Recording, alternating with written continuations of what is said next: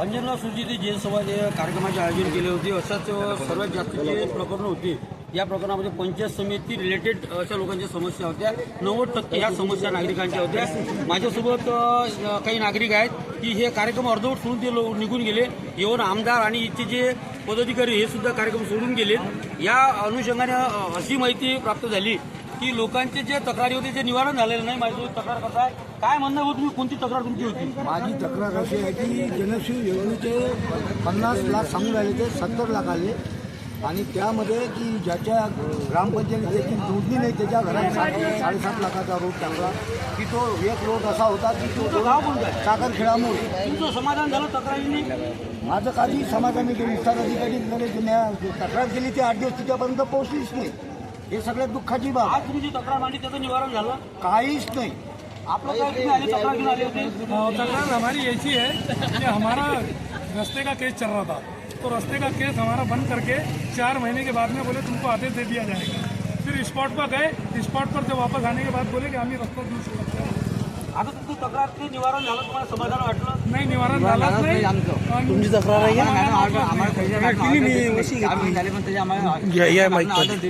तुमचं समाधान झालं आहे का? बोला माईक मध्ये नाही तुम्ही यायचे या भाऊ हो यायचं घ्या यायची घ्या यायची कागद आहे त्याची आधी हो. तुम्ही आज तक्रार निवारण नदीत गेलं. नदीमध्ये पुढं लय मोठी गड्डा केला त्यानं स्वतः, पण परमिशनातून निघालं नाही. त्या मॅडमनं आम्हाला सांगितलं तुम्हाला मारहाण केली असं म्हटून तुम्हाला मारहाण मारहाण झाली.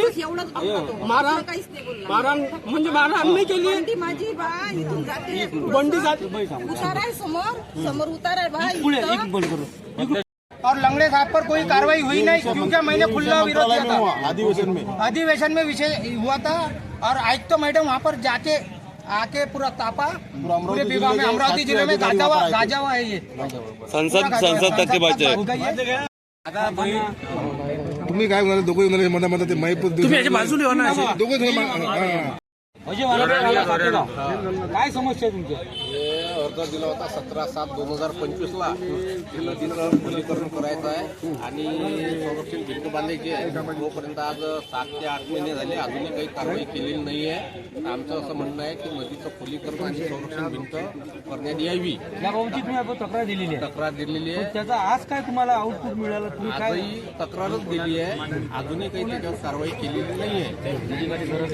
घर असल्याच्यानं आमच्या घरामध्ये पाणी शिरते, साप सर्प येतात, आम्हाला त्रास होते. जीवितहानी होण्याची शक्यता आहे. आजी तू कोण्या गावची आहे? मी काय नाव आहे तुझं? मला बाई देवदास कशासाठी आली होती आज तिथं तू? आज अंजनगावला मायले खरण नाही होऊन राहिला. तुमच्या पोरावर अन्याय झाला. कसा अन्याय झाला? काय झालं? मारण करतात. तुमच्या पोराला मारहाण केली? कोण केली मारहाण? रडू नका.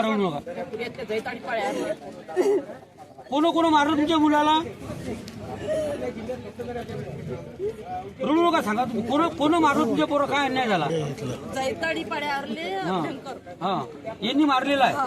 कशाबद्दल मारलं यांनी? लवाडे बंडीले समोर उतार आहे.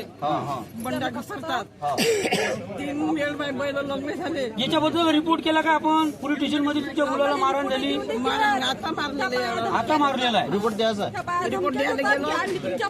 मग हे कपडे फाडफूड करून जातात. पोरावर गुन्हा हे तुमचे मुलं आहेत. काय तुम्हाला कोण मारलं? तुम्हाला मारलं साहेब. जीवानं मारून टाकते म्हणून भीती आहे. त्यानं असं म्हणेल आहे. म्हटलेलं आहे. 4 दिवस एवढा त्रास झाला त्यानं. म्हणजे रस्त्यावर तुम्ही आता आमच्या राज्यात तुम्ही आता आमच्या सोबत चला. गाडी घेऊन येते तू. हो काय आज या तुमचं सरकार आहे, इतक्या लोकांचा आक्रोश होता, इतक्या लोकांच्या तक्रारी होत्या, याबद्दल काय या कार्यक्रमाबद्दल आपलं म्हणणं आहे? माझं एकच म्हणणं आहे, आदरणीय देवेंद्र फडणवीस पारदर्शक सरकार. या सरकारनं हे जैन चव्हाण यात्रा केली त्याच्यासाठीच हे आज जो हे प्रत्येक तालुक्यात राबवण्यात येत होतं, तहसीलवर पुढेही हे त्याच्यासाठी राबवण्यात येत होतं. पण काही अधिकारी त्याचा गैरफायदा घेतात. जनतेला खरंच त्रास होत आहे त्या गोष्टीचा. पण याला सरकार दोषी नाही. हे निवारण करण्यासाठीच आदरणीय बावनकुळे साहेब, आमचे पालकमंत्री, महसूल मंत्री यांनी याच्यासाठीच हा कार्यक्रम प्रत्येक जागी राबवण्यात आला. आता तुम्ही याबद्दल कार्यक्रमात साहेबाला काही माहिती ना पालकमंत्री साहेबांना हो याच्याबद्दल मी वरते कळवणार आहे. आज जे काही निवारण झालं, आज तक्रार समाज निवारण होतं, हे समाज आणि निवारण तुम्हाला वाटतं खरं निवारण झालं का? नाही झालं, कारण त्याच्यात सरकारचा तर काही दोष नाही भाऊ. नाही. सर्वजण इथं आले याला होते. दोषी कोण आहे मग? हा? याला दोषी काही अधिकारी आहेत. सर्वात जास्त भाऊ पंचायत समितीच्या तक्रारी होत्या याबद्दल काय?